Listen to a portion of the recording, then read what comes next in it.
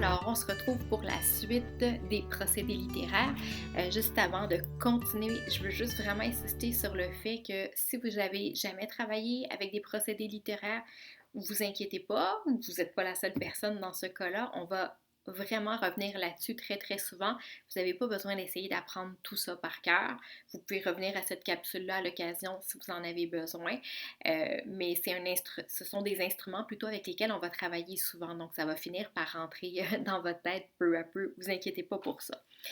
Donc, je voulais vous présenter aussi d'autres procédés littéraires qu'on retrouve quand même assez souvent et qu'on utilise sans le savoir. Donc, le premier, c'est ce qu'on appelle l'euphémisme. Et ça, on en utilise beaucoup. L'euphémisme, c'est tout simplement quand on veut diminuer quelque chose qui est négatif. Donc, diminuer ou adoucir, ça serait peut-être le meilleur terme, adoucir quelque chose qui serait trop direct, trop brusque, qui mettrait les gens mal à l'aise. Donc, on va utiliser des termes plus doux. On peut penser à tous les euphémismes qu'il y a autour de la mort. Donc, c'est très rare, là, vous regardez dans les informations, c'est très rare qu'on va dire, par exemple, ah, telle personne est morte, en parlant d'une célébrité ou de quelqu'un de connu. On va souvent dire, cette personne-là nous a quittés, elle est décédée, elle est partie. Vous voyez, décédée, là, nous a quittés, dans ce cas-là, ça veut dire exactement la même chose que mourir, mais c'est moins brusque dire les choses comme ça. Dire que la personne, par exemple, nous a quittés pour un monde meilleur ou juste nous a quittés, ça nous donne presque l'impression que cette personne-là pourrait revenir ou que c'était un peu un choix. Donc, le, comment dire, le résultat est le même, là, la personne est morte, mais c'est moins brusque de dire ça. Même chose pour décès, on dirait qu'il y a quelque chose de moins choquant que de dire mort. Donc, il nous a quittés, il s'est endormi, il est parti pour toujours, s'est éteint. On va entendre souvent ça, là, comme si c'était une petite bougie qui s'éteignait, qu'on pouvait peut-être allumer. On va utiliser donc beaucoup d'euphémismes autour de la mort. Puis ça, les euphémismes, ce qui est intéressant, c'est que ça va être très différent d'une culture à l'autre. Donc, si, par exemple, ici au Québec, là, mais je pense qu'en Amérique du Nord en général ou en Occident, on n'est pas très à l'aise avec l'idée de la mort, ça fait peur. Euh, donc, on va utiliser beaucoup d'euphémismes autour de la mort. Mais dans d'autres sociétés, d'autres cultures, peut-être où la mort est mieux acceptée, moins cachée, la mort fait un peu plus partie du quotidien des gens dans la façon, en tout cas, d'aborder les choses, ben, il n'y aura peut-être pas d'euphémisme autour de la mort. Je vous donne un autre exemple. Au Québec, là, du moins, on a énormément d'euphémismes sur tout ce qui est lié à la vieillesse. Donc, évidemment que vous êtes jeune. Donc, entre jeunes, vous allez peut-être parler d'un prof, par exemple, en disant « Ah, elle est vieille » ou « Il est vieux ». Mais quand vous allez vous adresser au professeur, vous n'allez pas dire « T'es vieille ». En tout cas, dites pas ça à vos profs, là, ça passe pas. Dites pas ça. Donc, si on veut parler d'une personne vieille, on va utiliser souvent des euphémismes. Donc, on va dire c'est une personne âgée. Quand on y pense, ça ne veut rien dire âgé, là, on est tous âgés. Une personne âgée, on va dire une personne d'un certain âge, une personne du troisième âge, puis il n'y a plus d'âge après, mais troisième âge. On peut dire aussi une personne qui a atteint l'âge d'or. L'âge d'or, ça c'est un grand euphémisme, là, comme si c'était super chouette là, de devenir vieux et avoir des rabais au cinéma et au McDo. Là. Super chouette.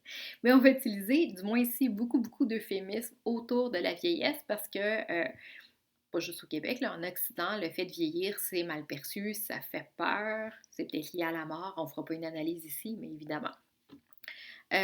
Autre chose, un autre exemple, on va avoir beaucoup d'euphémismes aussi autour du poids de quelqu'un. Donc, si on veut dire qu'une personne elle est considérée grosse, on va utiliser des euphémismes. C'est une personne voluptueuse, bien enrobée, avec des gros os, tout ça. On va faire beaucoup, beaucoup de détours parce que on sent que c'est un sujet sensible. Mais dans d'autres sociétés, ce ne sera pas du tout le cas parce que quelqu'un qui va avoir un surplus de poids, vous voyez, je fais un euphémisme en le disant, ça va être bien perçu.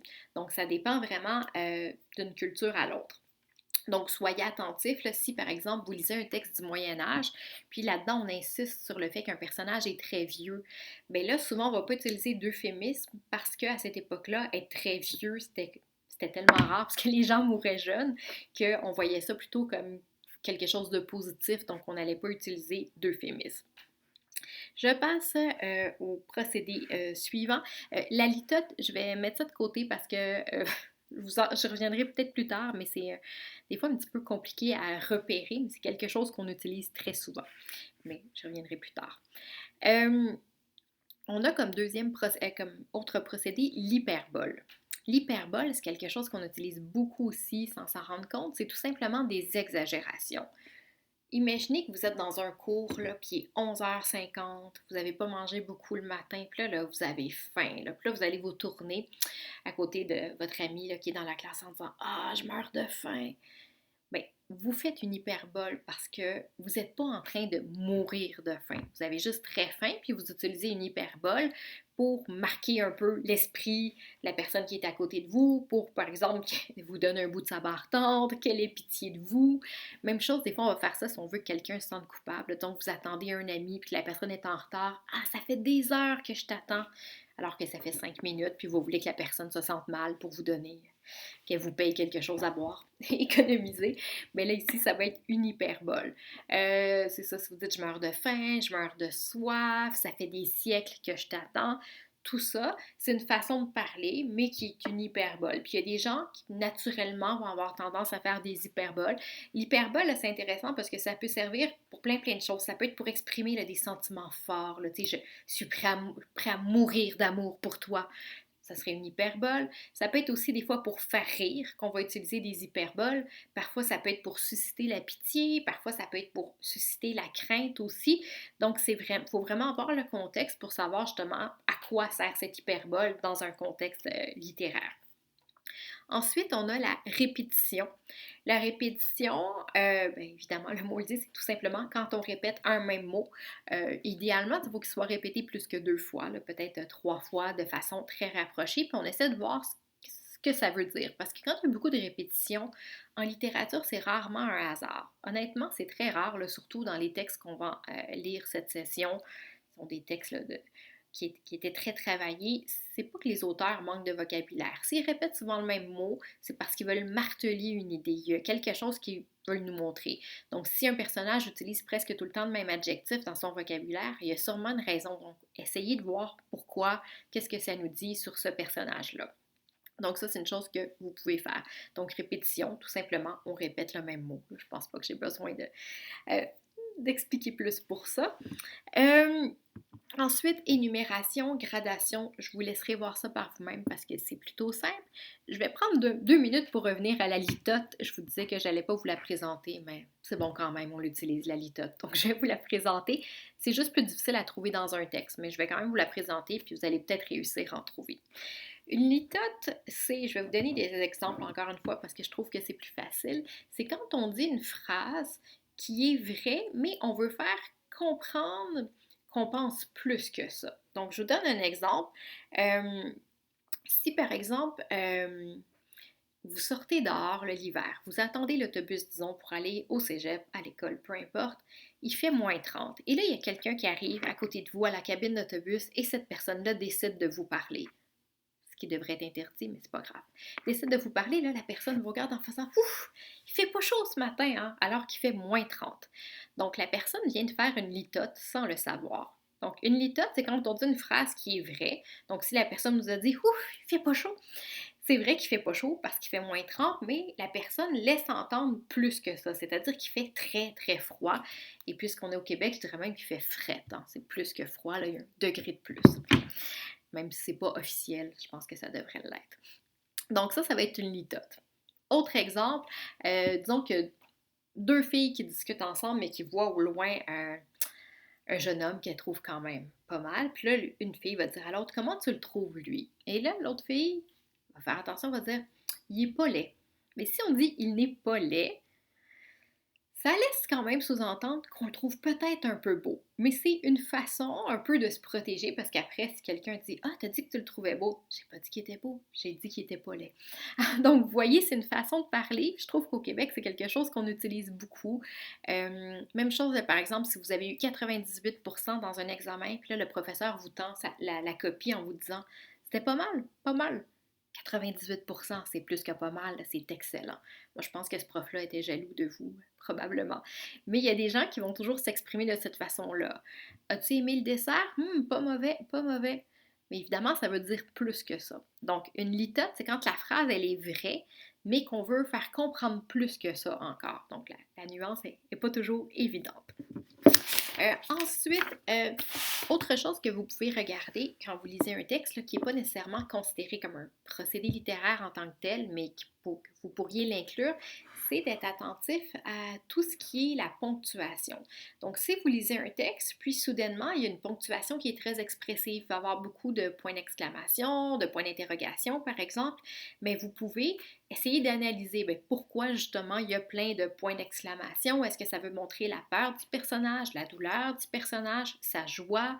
S'il y a plein de points de suspension, des points de suspension, ça montre que que la pensée de la personne n'est pas complétée ou n'est pas complète.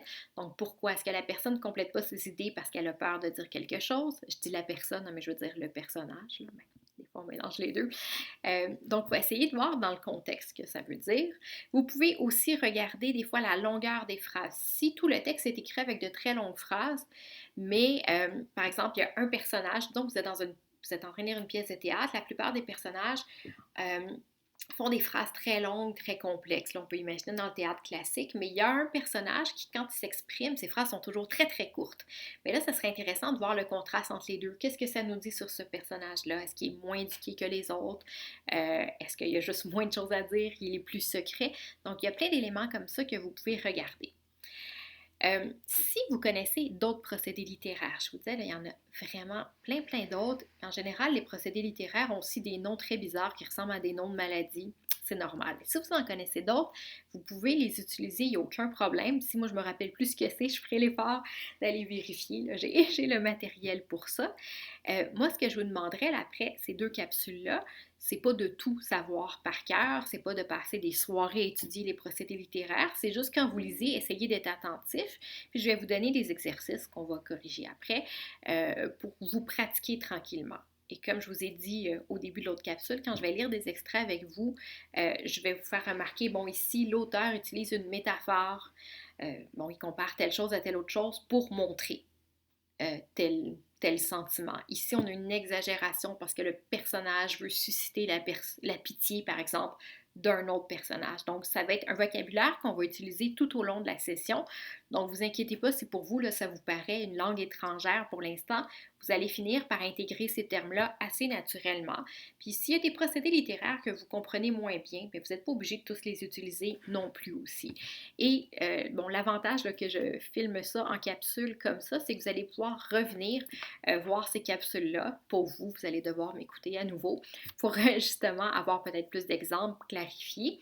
Puis, tout au long de la session, évidemment, je vais vous le dire, mais je vous invite toujours à me poser des questions s'il y a des choses qui ne sont pas claires. Là, évidemment, je ne m'attends pas à ce que vous compreniez tout en 2 secondes. Donc voilà pour les procédés littéraires que je voulais vous présenter pour cette session. Donc si durant la session on tombe sur d'autres procédés qui sont intéressants, je vais vous les présenter, mais j'aimerais ça que vous essayiez de maîtriser tranquillement au cours de la session ces procédés littéraires-là. Donc voilà pour aujourd'hui, je vous souhaite une bonne journée et à la prochaine. Bye bye!